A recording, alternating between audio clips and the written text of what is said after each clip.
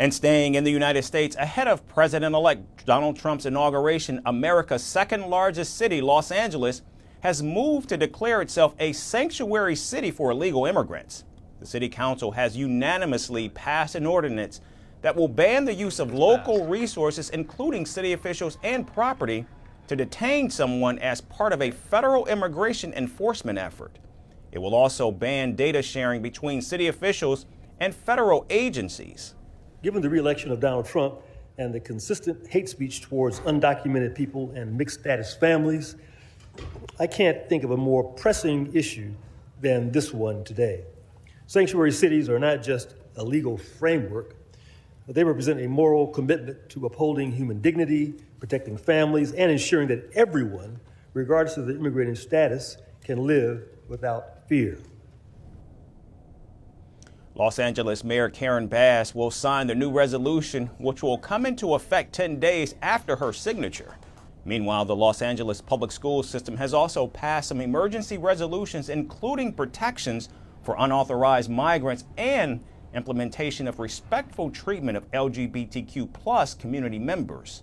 Clearly, the city is gearing up for what could be deeply contentious fights with President-elect as he prepares to crack down on illegal immigration.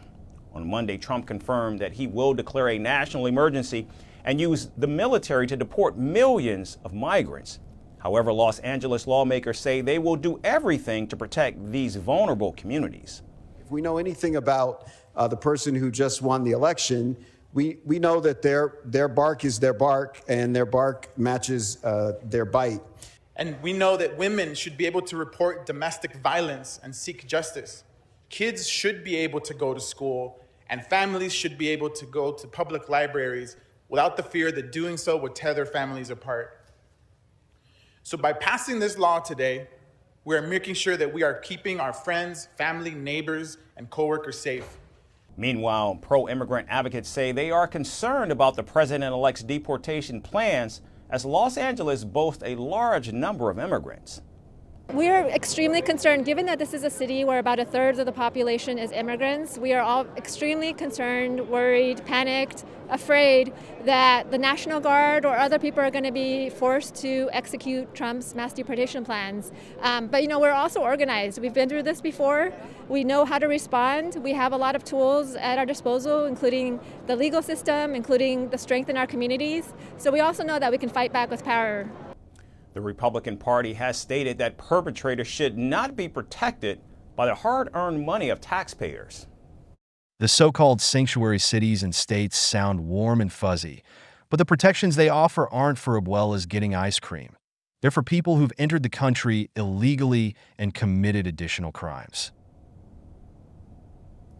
Donald Trump's border czar pick, Tom Homan, has repeatedly said that sanctuary city designations would not keep the Trump administration from achieving its immigration goals.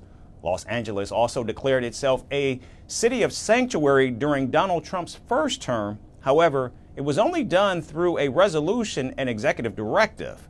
The latest ordinance will now enshrine the protections for illegal migrants in city law and give more weight to Los Angeles as a sanctuary city.